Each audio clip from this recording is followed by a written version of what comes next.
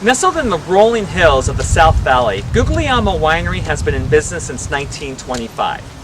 Being in the vineyard, you can feel the rich history that permeates each bottle.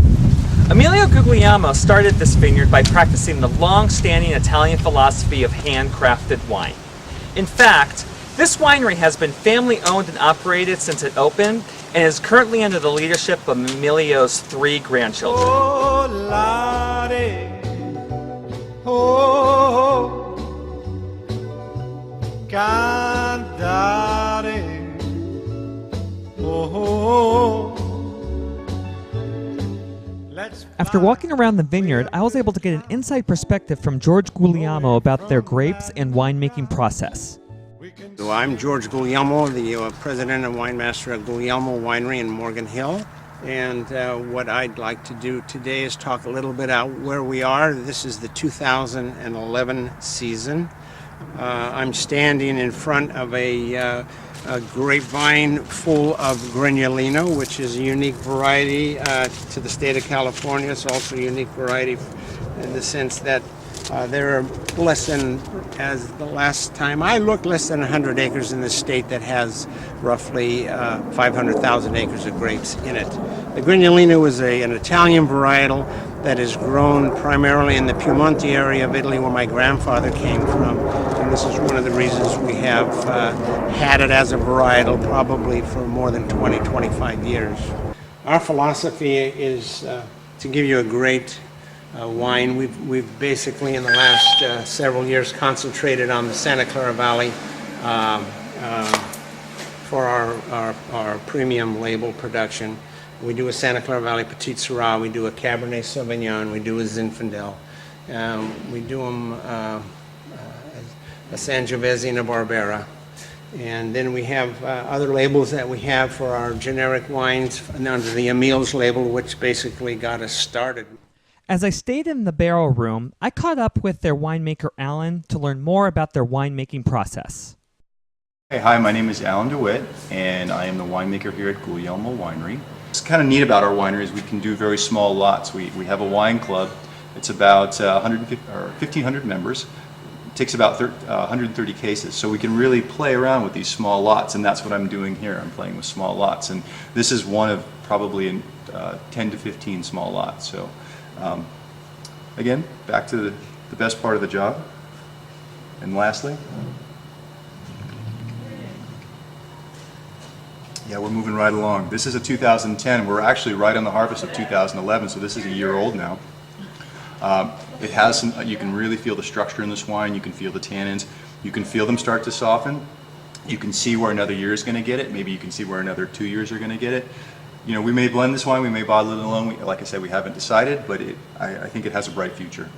After chatting with Ellen to understand more about Guglielmo's handcrafted wine, I was able to really get my head around why they win so many awards. This also explains why they have a fast-growing wine club membership. But it doesn't stop there. Guglielmo's property is a perfect venue for all kinds of events, like dinners, banquets, and don't forget the weddings. The winery has a very knowledgeable and friendly staff. Whether you're booking an event or just want to visit their tasting room, they're here to help. But I couldn't understand why this was such a cool place to visit. I'm sure it had something to do with the history and culture that has not only been passed down through the generations, but also reflects within the staff. I sat down with Gary Guglielmo to talk about the winery's rich history. Hi Gary, thanks for being on the show today. Really appreciate it. Thank you. It's great to be here.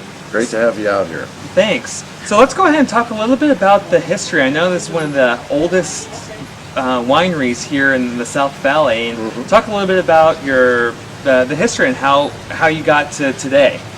Well, that's a lot of history. It's 86 years we've been around, and it all started with my grandfather Emilio, who came over from northern Italy in 1910 and worked his way west, doing numerous jobs along the way to afford to make his way and settle into San Francisco.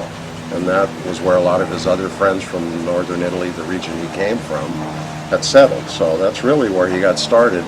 And he had made wine in Italy, but it was mainly for his neighbors and friends. It was not a commercial venture of any kind. So that was his passion when he came here. And he worked in San Francisco for a number of years.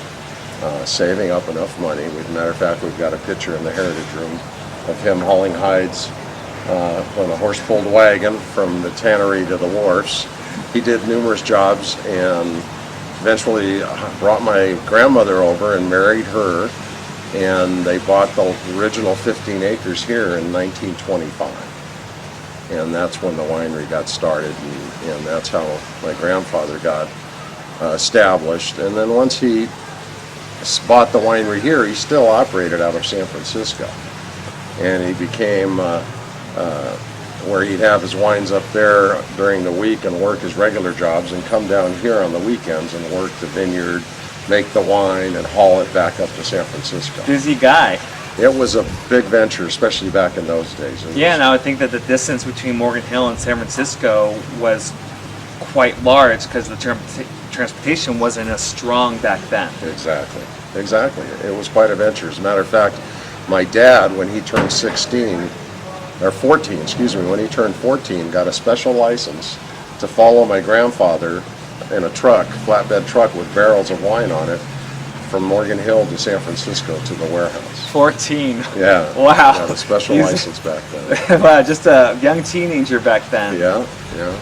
So you have, how many brothers do you have? There's 3 of us all. 3 of us, yes. And you kind of started to, did your father and just being the generations just really just become a family thing, or do you have any other interests, or do you just really knew that wine and keeping the family tradition of the winery, on course? Well, he came back from World War II and joined my father and my grandfather in the business, and he knew he wanted to come back and run the business with my grandfather, and so he ran it for a number of years. And then George, my oldest brother, graduated from Fresno State and got his degree in enology and viticulture, and came into the business in the late 60s.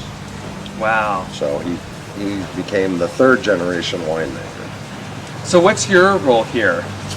Well, we have titles, but we wear lots of hats. Sure. My title's the general manager, and I basically oversee the different departments here and make sure everything works. Got it. We're very fortunate. We've got a great staff that really make this whole winery what it is. It's really, an organization is only as good as the people that work there. And we're very lucky and very fortunate to have such a great staff. And we'd love to have you people come out and visit us and experience it for yourself. There's a lot of great wineries down in this area. We're becoming more and more recognized as a destination for people that want to go somewhere other than Napa or Sonoma.